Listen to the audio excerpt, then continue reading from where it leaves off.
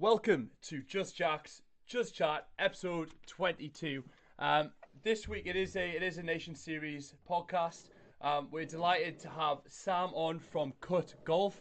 Cut Golf is a brand that's been being pushed to me by a lot of guys I'm speaking with, saying how cool they are as a brand, as a company, and how cool the guys are behind the scenes who run the show. It was actually Matt Cardis and also Todd Okananka who's just reached out and get in touch. So yeah, I guess Sam, how you doing? I'm doing well. It's good to be with you guys. No, thank you, thank you for taking the time. The way I like to start these things, Sam, is to really sort of dive deep into your origin story and really work out how and why Cut Golf was formed. So I guess how did you get into golf as a kid and why Cut Golf? Great question to lead off with. Well, as a kid, as you can imagine, sometime around 1997, we started watching one Eldrick Tiger Woods enter the golf scene. El Tigre. Yeah. It's ironic that we're having this conversation removed from his win. Ridiculous. So I actually grew up in the same vicinity that Tiger grew up in. Not many people know this, but Tiger is half Thai. Mm-hmm. I'm half Thai. Nice. So that community is very small in Southern California. So there's inklings that my father and his mother know each other through mutual friends, etc. Nice. And that's really the start of it. I remember I graduated out of high school. My dad bought me my first set of clubs. Played the little Muni. There's a 9-hole Muni right by the house I grew up in, and it was pretty much just off to the races from there. Awesome. I grew up playing hockey. I grew up playing soccer, or for your audience, I refer to it as football. And we can do a whole other podcast on that side of things, but we'll keep it the golf for today. Well, we might get there. We're open to go off course on other sports later on if we need to. No, man. Look, I didn't bring a gun to this knife fight, so I'm not even gonna get into it with you guys. So yeah, that was that. And I took some time away from the game. Like I really just kind of played it recreationally. Went through college, ended up meeting my wife, and then my father-in-law really rekindled my interest in golf. Okay.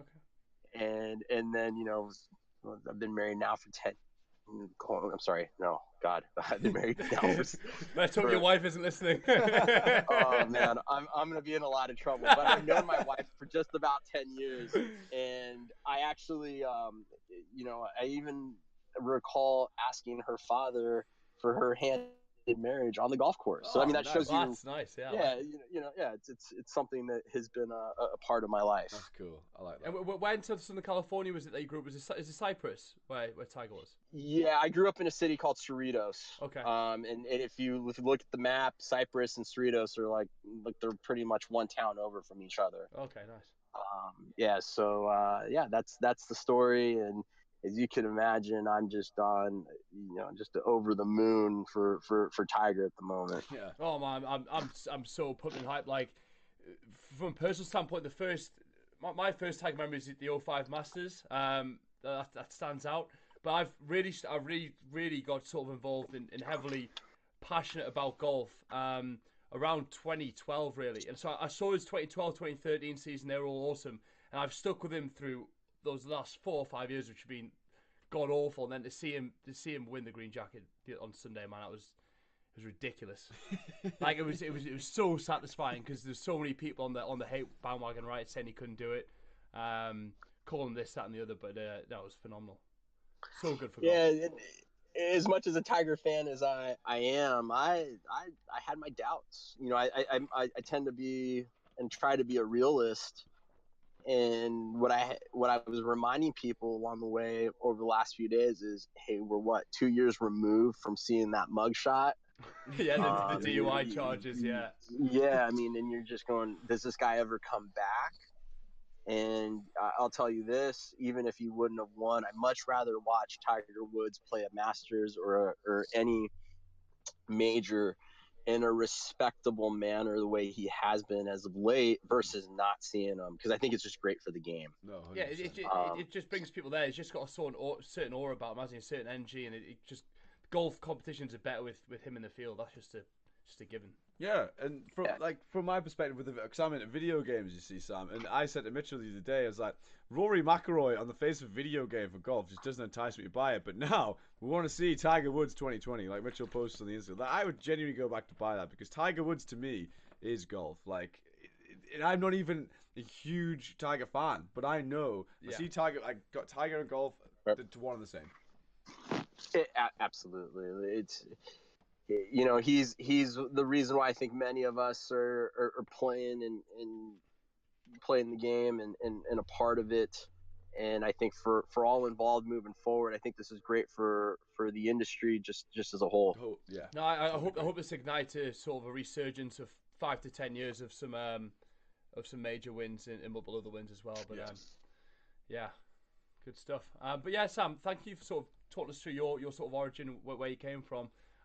What I want to know now is how and why did Cut Golf start? Obviously, it's an excellent concept, a direct-to-consumer golf brand that is affordable but quality at the same time. How did you come into that niche? Where did you see the sort of the demand? Well, the demand started with the guy you're talking to right now. Right, and you do need to be your biggest, your biggest fan, your most loyal customer has to be you. Yeah. And the reason is I play a course out here called Strawberry Farms in Irvine, California. Okay. And anyone that's been there knows you're gonna pump a few into the bush. Okay. And on a good day, if I'm unscathed, maybe it's 3 that go in, and on a bad day, well, we just won't disclose that number. So I'm fortunate enough to at least get around a week under my belt on average. And we're blessed to have the great weather out here that allows us to play year round. Don't just stop that. Yeah, exactly. That's not the case for us in the northeast of England. Yeah, I know. I know. All. I'll hold you guys in my thoughts over the weekend. Please do. We have a golf day coming up next Friday, and it's like we're in the back end of April. It's like such a dodgy time. It's like it could be snowing, it could be blistering hot. Like we don't know. Well, I'll send you guys positive thoughts on a little bit of our weather. Appreciate that. So look, I mean, I was losing balls, and I was playing, when Nike was in the hard good space, I was using the resin ball. When Nike left the space, I, switched over to a Bridgestone. Okay. And then I started looking at, quote unquote, the other direct to consumer brands. And I mean, I think they put out a good product, but I was failing to really understand what their value proposition was. Okay. Yeah. Makes sense. I think it was like, well, hold on a second. Like if you're here, if their price points are still there, why don't I just keep on playing a Bridgestone? Mm-hmm. I said, there's not really that direct to consumer sort of angle in all of this. And then I started saying, well, why don't you just come up with the solution to offer a tour quality golf ball at, maybe somewhere between 40 to 50% less than the major brands. Yeah. And then I went to the drawing board. And essentially that drawing board was a lot of research, a lot of learning, a lot of really understanding how the golf ball is constructed, the intricacies that go along with putting something like this out, into the market. Yeah. And you need to find yourself, a reliable manufacturing partner, which I was able to do. Mm-hmm. And then you're not really off to the races just yet. I still had a lot. I mean, there's still, that element of self-doubt that goes along with launching a business. Yeah. Totally. Don't know too well. Yeah. Yeah. If I launch this, will anyone take? If I launch it, will anyone buy it? Yeah. No, and that's a fear, isn't it? Yeah, exactly. So I mean, I'll never forget. I think the first order was something like in the neighborhood of like 900 dozen golf balls. Okay. And that's a good first order, man. Yeah. That's a serious order. Yeah, I mean, we look back. I was just scrolling through my pictures the other day, and I saw the first pallet. I mean, it was one pallet that came in, and I start, just it's a smile that comes across because I just go, man, like I look at that order today, and I'm like, it's nothing. Yeah. I think about when we launched, and the initial thought is, okay, if all else fails, I've got a lot of golf balls that I won't have to buy for a long time. Yeah, fair. Good way to look at it. But luckily that wasn't the case. We were able to launch. We were able to really understand how to work with our friends on social media, like guys like Matt Cardis, like Todd, Oaken Anchor, and Colin McCarthy. I've seen that you do a lot with. I'm sorry, say that again. I see you do a lot with Colin McCarthy as well. The likes of those guys. Oh yeah, Colin, Butsy. We just started reaching out and building a network and friendship with these guys to really help get our message out, and they were integral into really helping launch our brand. Yeah, it's such a strong, like, tight knit, collaborative community that I've seen from afar, which is why I'm getting in contact with the likes of yourself, Matt, etc. Is because first and foremost, you come across as just really good guys, people you want to spend time with and work with and collaborate with. And I could really get that impression from afar. Everyone's just sound, aren't they? like everyone's so good. Yeah, they are, and you know what? They're great people first and foremost. They're talented individuals in their own right. Whether you're talking about Butsy, whether you're talking about Matt. I mean, Matt and his photography is it's insane. Yeah, it's unreal. It's a lot of fun to play golf with Matt. And then he's like out there with his camera, yet he's also playing at the same time, and you're just kind of trying to figure out, what he's doing. But then you come to this conclusion that he's really doing what he loves to do, and you're just along for the ride. And for me, that day at the office is why I do this. And I think that's something that we haven't lost sight of here is, we want to be authentic. We want, I don't have any interest in cooping up our, whether it's myself or guys in an office and saying, okay, I've talked to some of the guys in the industry who work for the larger brands. I'm like, so like, how often do you play? And they're like, well, never. Like, well, that's, I mean, we don't want to build a culture along those lines here. Now we do have work to do, and that is the priority, but we also want, whether it's myself and our staff here, actually getting out and playing. Of course, because you need to get in amongst it. You need to understand it from a consumer level. Like, right. Yeah, you don't become disconnected from the game and just look at numbers all day. Yeah. And that's essentially why anyone who's passionate about golf tries to start a golf business is so they can play golf and make money, for a living. Like, so obviously I've joined with Just Jacks now. Mitchell's like much bigger than the golfer, and he says to me, he goes, Mickey, do you realize the only reason I've started this is just so I can go play golf every day for the rest of my life? It's just like, fair play, bro. At least you know. I'm under no illusion that a lot of work needs to be done, but I'm never going to lose sight of the of my love of going out and playing golf. Yeah, and I look. Let's also be honest. A lot of folks told me in the beginning, they're like, "Oh, your days of playing, you're gonna be limited," and those guys were right. But I think as long as you manage your time wisely, that you'll find the time to play. Yeah. There's no doubt about that. So just as a comparison, I know we mentioned earlier, your first ever order was 900 dozen, which to me seems like seems a hell of a lot. It seems like a lot. So I flicked through just quickly there the Instagram, see if I could find a picture of that 900 dozen originally, but I don't think I can see one on the Instagram. But I have found the picture where you put receiving our largest shipment to date on Friday night before the Christmas break, and you stood amongst like 10 pallets or so there. Do you know how many golf balls are in that picture? How many dozen or not? Oh, God. Spreadsheet. It's cool if you don't, but there's a lot, man. Like, one pallet's like the size... It's the size of you. It's, like, yeah, if it's yourself in the picture, it's like taller than you, man. That's me in that photo. That was right around the holiday. And, now we're to a point where, golf balls are just always free-flowing. We're experiencing at times we're looking at like monthly deliveries that come in, container size shipment. Awesome. And yeah, and then kind of my fun part of the job is I'll get up on the truck and grab the pallet jack and start moving stuff around. And that's awesome. I tend to have a lot. Yeah, I have a lot of fun with that aspect of the business. I can imagine, especially seeing it grow like from the start. That's like honestly huge congratulations. Yeah, because you've got this point 2 years in where most businesses fail. And just to be clear, you knew nothing about the intricacies of a golf ball before you started, did you? No, I mean, I did a lot. I did a lot of learning. Let's just say that I did a lot of research. There's there's not a lot of information out there at your disposal. Yeah. So you have to like really understand the construction and how does that affect players of all calibers. Mm-hmm. And really understanding. You have to understand the construction so then you can understand the messaging and the marketing.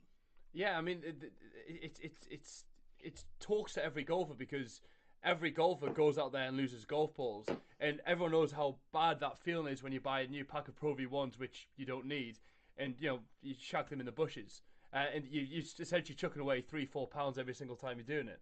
Yeah. Right. Everyone knows that struggle, don't they? It's such a relatable struggle. It absolutely is, and our position is one of this. I mean, if you want to play that ball because that's what's being played out on tour, then so be it. I think that there's a lot to be said for the golf ball technology that you're seeing from all the major manufacturers these days. We're just here as a complement to all of them. Yeah. We're just here as an alternative. And like we don't walk around saying, hey, our product's better and therefore you should only buy us. No. We say, hey, like here it is. I mean, we get notes all the time. Hey, I use this ball on occasion. We've gotten notes that say, well, I'm done with the major brands. I just absolutely love this ball and it's going to stay in the bag. And it's like, okay, as long as the customer is winning, then we win. If what we're also knowing through a lot of data that's coming back in from the market is what is it, like something like only like 1 in 7 players right now keeps a consistent ball in their bag. Everyone else is just you got like the revolving wheel of different golf balls. Oh yeah, I'm one of those. I am one of those guys. Like you're right. Before it was either like your high end Titleist Pro V1s or your Bridgestones or whatever, and then there was like a top flight or a cracked ball you found in the bushes while looking for your Pro V1. There wasn't that middle ground, that alternative that you're talking about. And I guess it brings me into a next point, which I was really keen to understand from your sort of learned perspective. How good of a golf ball does like your average 8 to 16 handicapper actually need? Because not many of us, sort of regular golfers, actually can compress a golf ball properly to maximize its potential. So how good a ball does the average player actually need? Yeah. That's a great question. I would actually answer it a little bit more of in a roundabout way. Okay. It's what is the right golf ball for that specific skill set, that swing speed, that handicap, and that age. Okay. Those are a few factors that we're going to look at. So I have no issue with strength. I'm a healthy 39-year-old, but I sure put a whole lot of spin on the ball with my driver because I tend to have more of a descending club path. Okay. And if you give me a Pro V, I will spin it. Off the tee, I will spin it out of bounds from at least a fairway over, right? Present. So I actually play Cut Red, which is our 2-piece ball, the Surlyn cover, because I can keep it in play, and it's the right ball for me.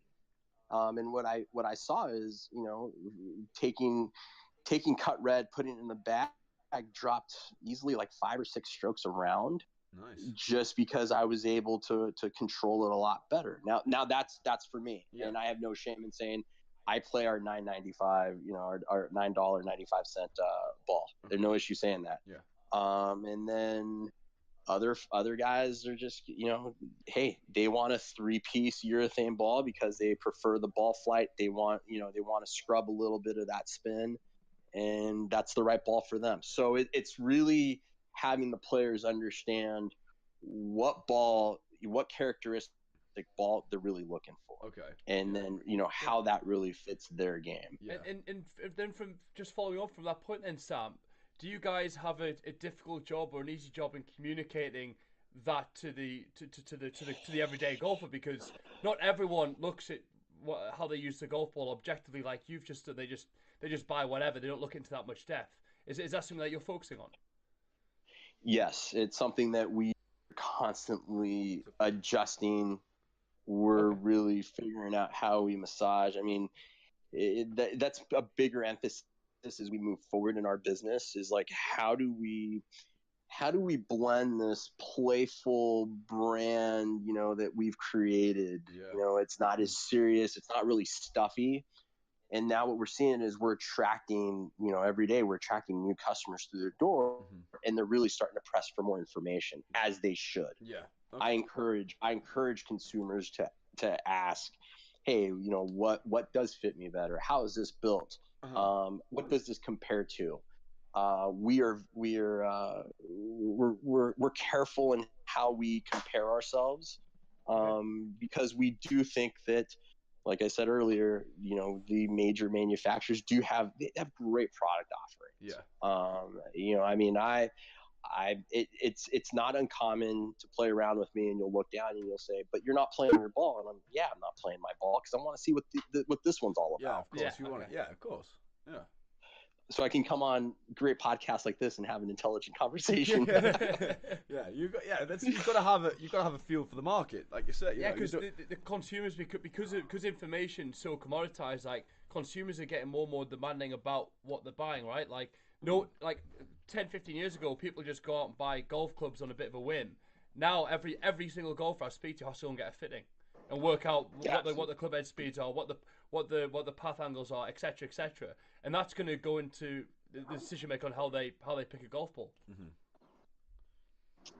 Absolutely, and now with the advent of technology like TrackMan, I mean, players of all skill sets are really getting a lot more data, a lot more feedback, and they're able to really make a decision on their equipment that's with much more education at this point than in years past. Yeah, absolutely. And talk to us a bit, Sam, as well about your recent sort of your hot list winner with Golf Digest and how that process sort of, because that's a ridiculously good accreditation to achieve within the time frame that you have. Yeah, absolutely. So this is our second year being added to the Golf Digest hot list. Congrats. It's the second year that, thank you. It's the second year that Cut Blue has won the Silver Award. Okay. We're very grateful for this accomplishment, and Golf Digest, I would say is the most credible, maybe one of the most read publications in the industry. Definitely. And they do a really good job of bringing all the brands under the tent, if you will. So they originally, last year reached out to us and said, hey, we'd like to have you guys submit and see how your nomination goes. And, we submitted product, didn't give it much thought. And the validity that Golf Digest hot list brings to our business, I mean, it can never be fully measured, but it really has been able to really put us on the map, if you will. Absolutely. And really help in establishing not only the brand, but that, establishing that we do put out a quality product. Yeah. I think a lot of folks go, hey, these guys are having a good time on social media, and they have a little bit of quirky message and way that they're going to the market. But first and foremost for us is, if we don't have a quality product to deliver, I mean, someone's going to sniff that out at some point. Of course. No. 2 years later, we're not sitting here, running the successful business that we are. Yeah.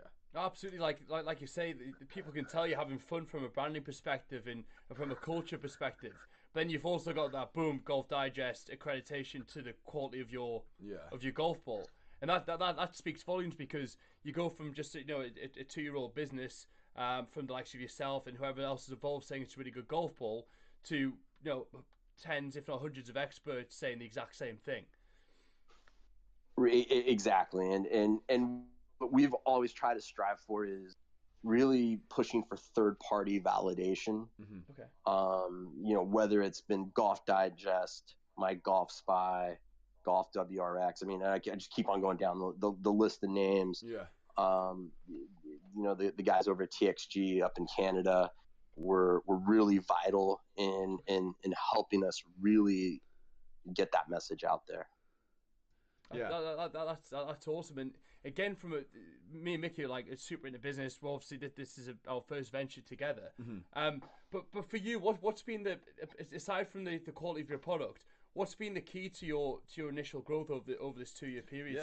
Yeah, How do you get from creating this fun brand to being a really serious player in the golf ball space? We have stayed true to our message. We have stayed true to who we are as a brand. Okay. We have really focused on the quality of our customer service. And those are, we have a great team of guys that work here at Cut, who help me on a day-to-day basis with all aspects of just the operation. So I mean, I can't take all the credit by myself. No, we just we have a group of guys here that we all see this vision. We're all aligned, and we really have put the customer first and foremost. Okay. Yeah. And I think that's been, I mean, there's been moments where I've just picked up the phone and had to call someone and say, hey, we understand your package is lost. We apologize for this happening, and here's a solution to make things better. And I think a lot of people still, when you pick up the phone and you actually talk to someone, I think that's like a lost art form. Yeah. No, you're right. Yeah, it's such a touch. It's such a nice touch if you get a call from any brand, because it rarely happens. Yeah. Yeah. And we had a little mishap around the holidays where I think we made something like 120, 130 customer service phone calls between Dennis and myself between like 2 or 3 afternoons. And the reason why it took a little bit longer than expected is a lot of people were stopping me and saying, wait, but you're the guy? And I'm like, yeah.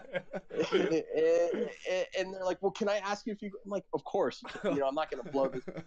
If you said, hey, you got to wake up day in, day out, and you're going to talk to your customers about something as fun as a golf ball, I mean, please sign me up for this dream job of mine. Well, it sounds to me like, as well, like the key to things like that is you obviously have been in a situation where you need to ring customers from a potential negative point of view, and because it's been from a brand perspective, you've instantly turned that into a positive. Because hang on a minute, I'm speaking with the guy behind the company. Like, wait, okay, there's no problem. I appreciate you've called me. Like, it's you. That's amazing. Now I want to know more about the brand. I want to know more. That's like, that's amazing. We all understand and appreciate we're all human, and mistakes happen. Yeah.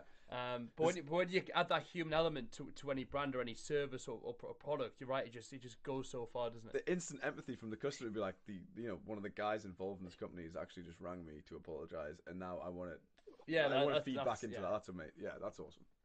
Yeah, and like I said, I mean, I wish I had all day to sit around and talk to customers. But it's been the cornerstone of really helping us establish this brand. Yeah. Awesome. What is your day to day now then, Sam? Now that you're you're 2 years in, you've gone from being from that startup phase to being a more serious player. What's your day to day, and what role do you play in the business? Day to day, I play a more active role on the marketing, branding, communication side of the brand. Okay. We're running a full board business. I mean, if you just popped out our widget, which we call a golf ball, and you pop something else in, you have all the basic function operations of any other business, right? Because we have expanded into retail, you have to manage things like accounts receivable, We still have an operation, you know, I mean, logistics of inbound product, logistics of outbound product to customers, whether they're an internet order or something being shipped to a retailer. So I mean, there's a lot of functions that happen here. Because social media is such a prevalent part of our business. I mean, just it's amazing what goes into content creation and really, you know, making sure that you're mapping out the right message day in, day out on Instagram and Twitter as well. Yeah, well, we've just had that 1-minute clip that you put up, throwback to warmer days while you were talking about that, and it ended with you saying, putting out the content. Honestly, the content you are putting out is so true. Like, you can see the brand really well through the Instagram. So honestly, well done on that. It's really good. Like instantly, without even knowing yourself or speaking to you instantly. I think what brand is to me anyway is what feeling do you get when you see that business's product, service, website, Instagram, whatever. What feeling do you get? And you instantly know who you are just by looking at the Instagram. So you're doing a great job. Yeah. Well, I appreciate the compliment.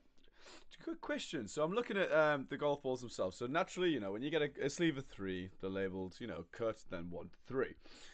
There's a golf ball that keeps catching my eye every time. It's got I believe it's is it the pi symbol from a mathematics perspective? Yeah. Tell me about that. It always catches my eye. It looks really cool. I love it. Maybe. Well, that was for Pi Day. Oh, okay. Right? What's Pi Day? So it was just college thing. Well, yeah. So now there's like a national. I mean, there's like National French Fry Day. There's National like an actual Day. pie. Oh, right.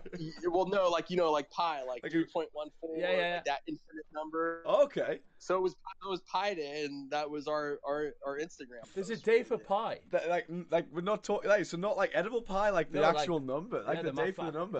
So how do we celebrate Pi Day? What's the score with that? Like, what do we do? Well, you make you have a rendition of a golf ball that has the. Yeah, fair play. I mean, I much rather celebrate like Pi Day, like key line Pi Day. Yeah. You know? But no, either way, it's a kick-ass golf ball. Like that, like it sends my mind wild because instantly I think get the Just Jacks logo on one of those. Like you can do anything with that. That's so cool. So that's great. Another thing as well, Sam, like it's such a funny place to be in 2 years in when you're doing so well, is how can we keep providing the same quality product, but how can we do it on a much bigger scale, right? So what sort of plans do you have for expansion? Where's Cook Golf going this year, and do you have a sort of a 5-year plan in place, or? Yeah, absolutely. So for the rest of 2019, it's really establishing, a few key retail partnerships. Okay. So our first major retail partnership is with Worldwide Golf Shops, which is very prevalent here in the United States. Okay. They take the name of like Roger Dunn, Edwin Watts, golf, and I could just keep on going down the list. So really focusing on those sorts of relationships. And then as we go, maybe further down the road, really looking at how we expand into retail so that we're able to offer the same value proposition of a quality golf polo at a reasonable price. Okay. All right. Okay.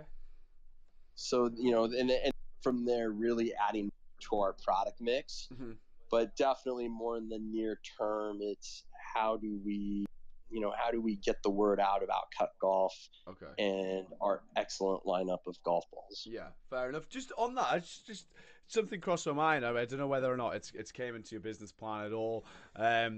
But we're seeing a lot of golf now move towards the indoor simulator style thing. Now, is there anything from a golf ball company that you could use from a marketing tool to try and utilize that space and say, hey, we're the best golf ball for simulators? Like, have you looked into that at all?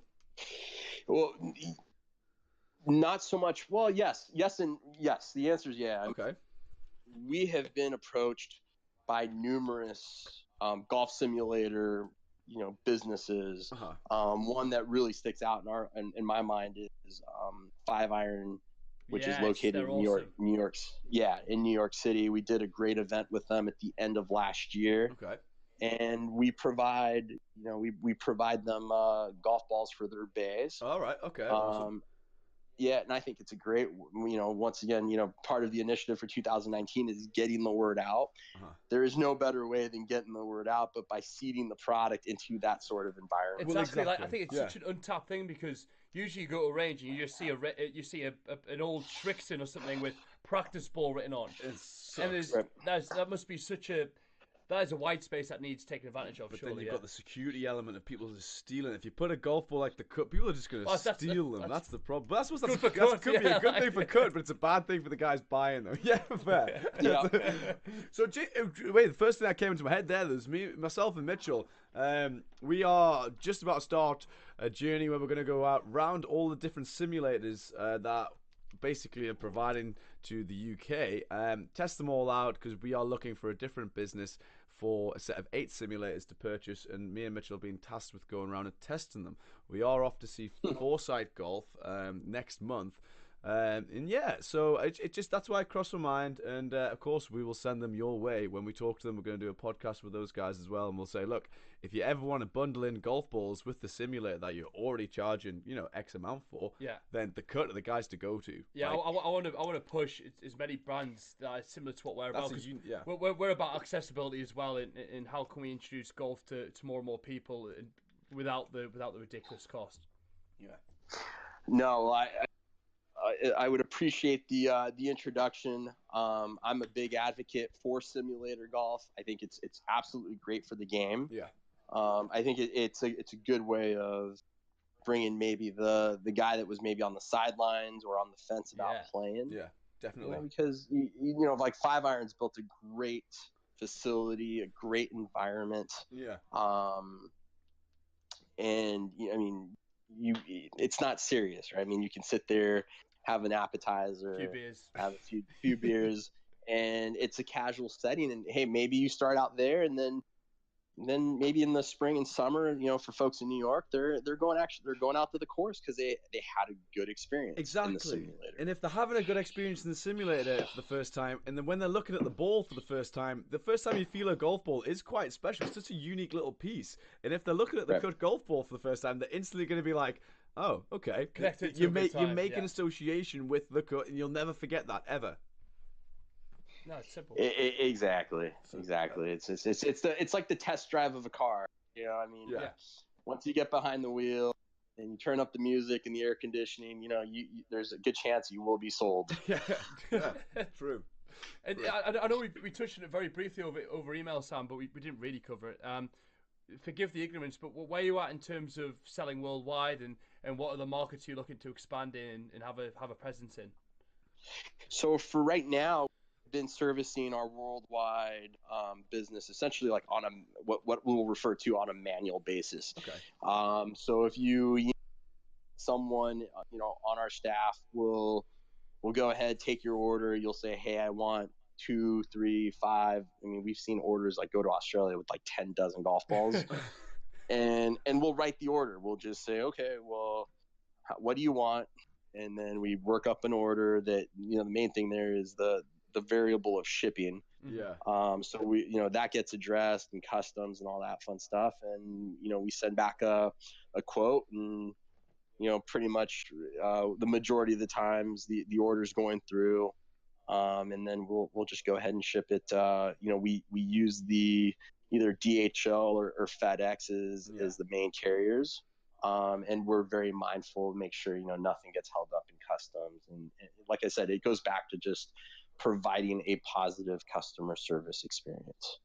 Awesome. And then in terms of the other side that coming with golf brands is, do you go the route in wanting to supply golf balls to the tour? Obviously, your golf balls have that level of quality. Is that something that you're looking to do as well? Yeah, it's maybe a priority. Okay. And the reason is, there's a certain cost that will also go along with supporting a tour staff. Yeah. And then if we've got to support that tour staff, then essentially we have to also pass that cost along to the customer. Of course. And it's something that, we try to avoid doing that as much as possible. Fair comment. No, that makes sense. Again, but it speaks volumes that you know your place, you know what you're trying to do. It's clear. Yeah, and it becomes clearer by the day. there are moments of fuzziness. I'm not gonna we'll never deny that. Yeah, no, it would be inhuman if it was crystal clear the whole time, wouldn't I it? have those days all the time, waking up like, what am I doing? Yeah, I'm in a scenario now where I'm like ready. I'm leaving my job next Friday, and it's like sometimes it hits me and it's like, wait a minute, like, can you do this? Like, is this really gonna make sense? And it's like, what? Well, we'll figure it out. I hope you do figure it out. As long as touch wood, as long as you don't die, we'll be sound. Man. Yeah, You gotta give it a shot. Yeah. Sam, another thing I want to cover with you, which I like asking guests, especially ones who obviously heavily involved in golf. Everyone comes with so many different unique ideas and concepts. I know it's a very sort of generalized question, but if you could please, what in your own words, what do you think is going to make golf more accessible to the masses as we move forward? Except from the likes of of cheaper products like golf balls. Yeah. Oh, man. How much time do we? just shoot at me. Whatever first comes to your head. Go. I want to hear it because I want to communicate it. I think the main thing with making golf more accessible is how do we get past the 4-hour round? Okay. Yeah. Yeah. And by the way, I love the 4-hour round. I really like the 3.5-hour round. There's moments when we get those here. Yeah. But I think that's the main thing. There needs to be more of that push around playing 9. Absolutely. I think that I mean, I could really do a deep dive into this one, so I don't want to take up more time. But no, you go. We've got all the time in the world. Yeah, well, I think look, we got to address moments you do have to address pace of play. Yeah. I mean, we have municipal courses out in the area that I'm in that you consume about 6 hours on a round. Oh, and that's not an exaggeration. So that's an issue. Also, I would say that there has to be a way to make it more fun, right? So like if someone's going to go out and shoot 103, that like we don't make it a painful 103. Yeah. And mind you, there's days where my 91 is very painful, but I can live with it.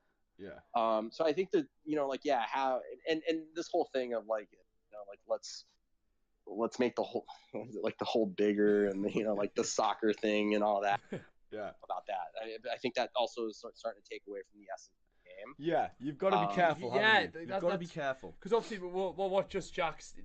We call ourselves a media business and then create revenue streams off the back of that.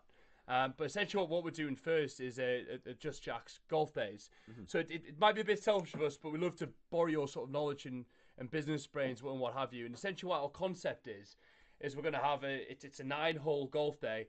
It's going to be a scramble. So players of any ability you can play. There's no handicaps. But the idea is obviously you're going to have 4 shots. Likelihood is you're going to play from a good position. Mm-hmm. And then the rest of the competition is made up of 5 fun challenges, whether it be our lob wall, the simulated challenge. We've got like a decorative island, etc. So that's something that we're going to have a hard time doing is nailing that concept of having a shorter time playing golf, having a fun time playing golf, yet remaining true to the essence of the game and remain true to its narrative. Exactly. Yeah, and I commend you guys for doing that. And I think even the question that's being asked is great, and we need to bring more people into the game. Mm-hmm. I'm trying to give this a lot more thought because it is an important thing that has to be addressed. Mm-hmm. But I think to go back, right, the simulator golf's a big thing. Yeah. Mm-hmm. I think what we're seeing here in the U.S. with Top Golf has been pretty big. It's been absolutely awesome for the industry. I think Top Golf's done a really good job. It's insane. Absolutely. I don't care that one of our largest competitors is has a vested interest in it. I think that's good for us. Well, yeah, it's bringing more people to the market. It's, like you say. Exactly, and so. But yeah, to me, that's a big thing. Is really, I think we saw a few years back there was a big push around getting people to play 9, mm-hmm. and then it seemed like it fell off. Yeah. Like it just like the focus got lost. I think we need to go back to things like that. No, I agree. Definitely agree. No, we're gonna have to focus on that. Well, what we're trying to do as well is, Sam, is we're essentially just going to be sponges essentially and absorb what we can off all these amazing people we have the privilege and opportunity to speak with, work with, and try and implement it. Exactly. Well, I hope I can provide an insightful perspective. So far, so good, bro. Yeah, Honestly. we'll have a good brainstorm after this. Definitely. Yeah, no, it's fantastic what you've built, and you can see the true passion behind it, and you can see the logic behind it. Like, it totally makes sense what you're doing and what you're saying. Making golf more accessible, like Mitchell said earlier, is one of the things we're doing, and you're doing that by cutting people's costs. That's straight away, it's an admirable thing. You're focused on providing value for your customer by saying, hey, look. Without a compromise on quality. Exactly, yeah. And that's amazing. Well, it's also a lot of fun to be doing it, and we've met a lot of great folks along the way. So I just hope that we get to continue going down this course. And that's got to be the best part about your job, right? Just meeting so many like-minded people who are just as passionate about the game. Absolutely. Yeah. I mean, like I said, I mean, I have to remind myself and the guys around here, if we're not doing this and having a little bit of fun along the way and really enjoying ourselves, then we should just all go back to the corporate world. Yeah, exactly. So true, man. Exactly, man. Look, Sam, I guess we're gonna look. We've covered some good stuff. What I want to leave you with, and what I think is gonna give a lasting message as to what you and Cut Golf is about, is I'm gonna ask this question. If you could play with one player, dead or alive, who would it be, and where would you play? I mean, this has got to be an obvious answer, right? Well, you either go Arnie at Augusta or Tiger at Augusta. Yeah, I'm going Tiger at Augusta. Tiger at Augusta. That's me as well. Straight away, start rubbing the legs, I'm smiling. happy. He's Yeah, like, yeah, that's the answer Mitchell wanted. I don't know if I think you do know him, but we had Jimmy of Tropicana Golf on a few weeks ago. Yep. And Jimmy had this huge rant on Tiger, and I was just sat there with my head in my arms, just like, oh no.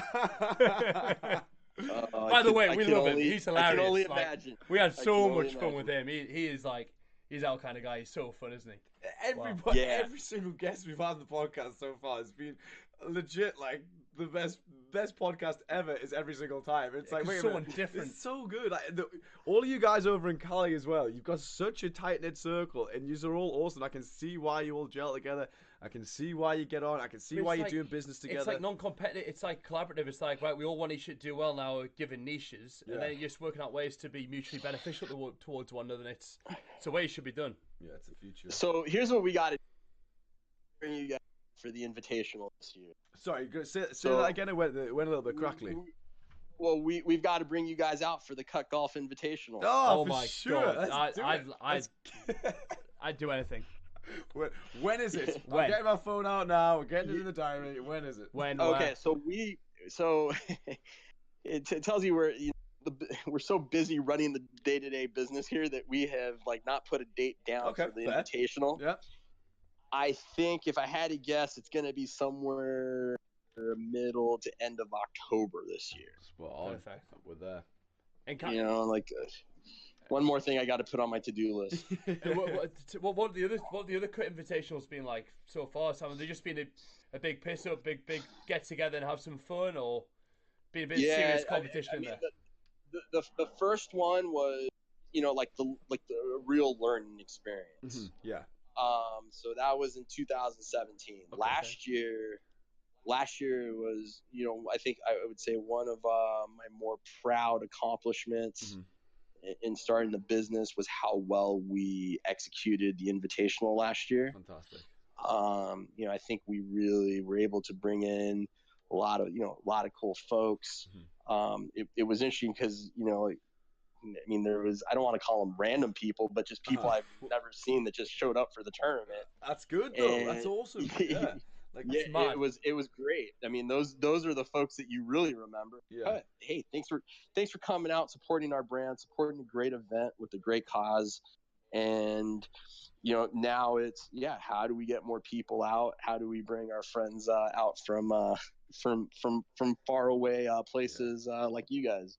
Awesome. Well, like happy to help promote. Yeah, what we can. whatever you need. I've had experience from running events within golf industry for about 4 or 5 years now, and I've run weddings and all sorts of stuff. So hey, if you ever just want someone to spitball, bounce some ideas off, me, you, and Mitchell can just do a Discord chat off podcast, and we'll give you any sort of insight we can give you, any sort of help. We're there. Just let us know.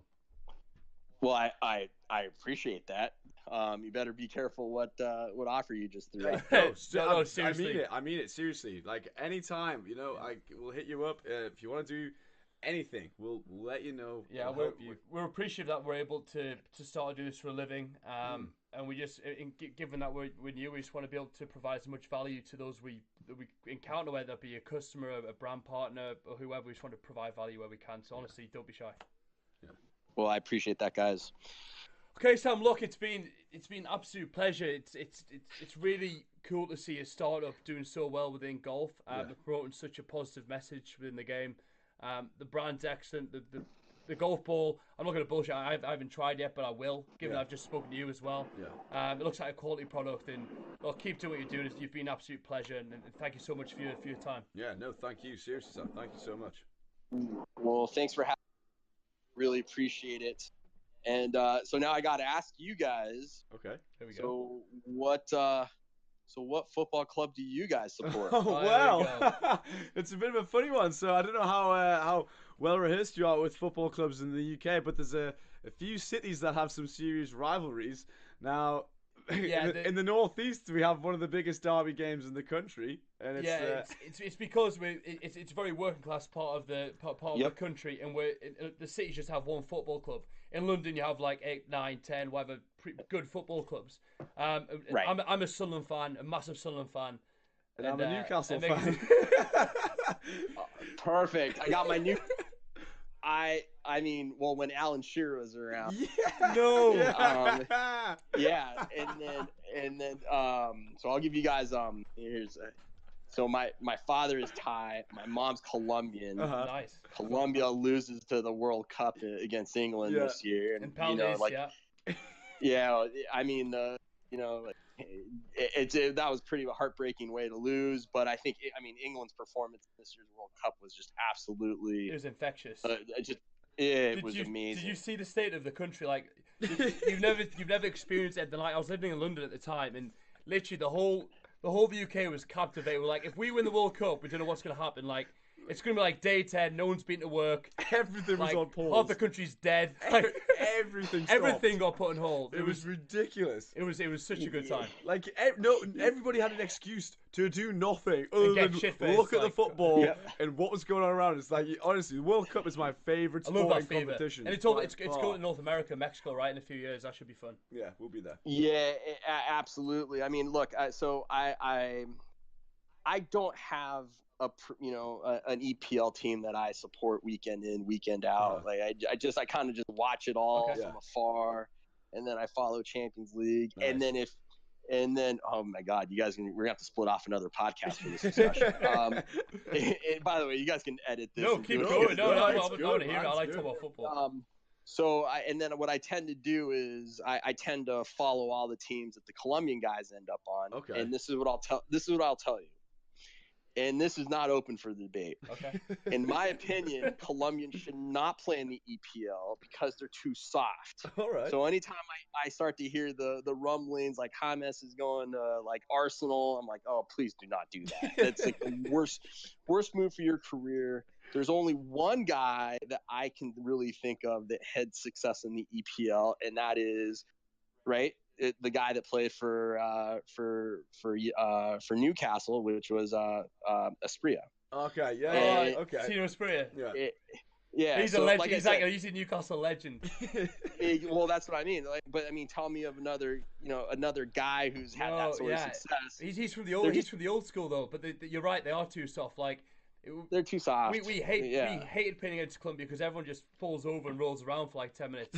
That sort of football belongs in La Liga or or Serie A. Well, Italy that's or something. I was gonna say like La Liga is the perfect place for the like Colombian Alexis style. Sanchez, he's Chilean, he's not Colombian, but the But way similar. he goes on, like It's everyone similar. in England hates because he just Right. it's Yep. it's I don't understand like what they think we're watching. Yeah, Yeah, Like we know you haven't been shot, we know you've tripped over. Like, get up. Well, I mean, I don't know if you guys get this. So Netflix is running Sunderland Till I Die. Yeah, I get so much shit for that, man. And I did not think this would get brought up in this podcast. That's it from God here. That's awesome. Yeah. So, and by the way, I haven't been able to like watch the whole thing, but I mean, Don't bother wasting your time. I mean, right, and then Amazon ran. Oh God. The Man City Man one. City. Yeah. I mean, Chalk that and was, cheese. like, that was, Chalk and cheese. It was, Yeah. but I mean, that was really. I mean, I was sitting there going like, I will go play for Pep.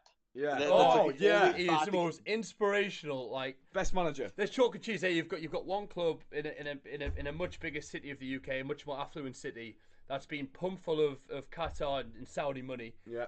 Yep. Given Risen out of nowhere. elite management, elite ownership, elite players, risen over the last 10 years to be a high performing, global franchise that's going to go from strength to strength. On the other end, you've got Sunderland, who've been on the demise for the last sort of 10 years, but really suffered from the lack of the shipping industry. Yeah, It's been a yeah. poor area The for quite Northeast a long in time. general is a tough place to build a club. It's hard to attract players to the Northeast. Yeah, like what would you rather do? You come from Spain, you come from Colombia, wherever you come from, you get a choice to go to rainy Sunderland where it rarely gets above 15 degrees and you're not going to get paid as much, or do you go to London, get paid 3 times as much, live in an absolute And you're in London. fat gaff in London, like. And by the way, for us North American folks, like I absolutely we need to run our playoff system like the European soccer system, Okay. especially the EPL. Like I love the fact that people get relegated. Yeah. I mean, just Yeah, I would, I would. So I'm also a hockey guy, Okay, and I okay, would love cool. to go to our right. So I'm a big LA Kings fan, Mhm. but I would love Vegas to go to Kings. a Ducks fan. And, Vegas Kings now, no? no, those are the Vegas Knights. Oh, Vegas okay. Knights just okay. Yeah. So and then we have the Los Angeles Kings, and then you have the Anaheim Ducks. Okay. And I hate the Ducks. I actually call them something else that I won't repeat on your podcast. I think we can And, take a guess.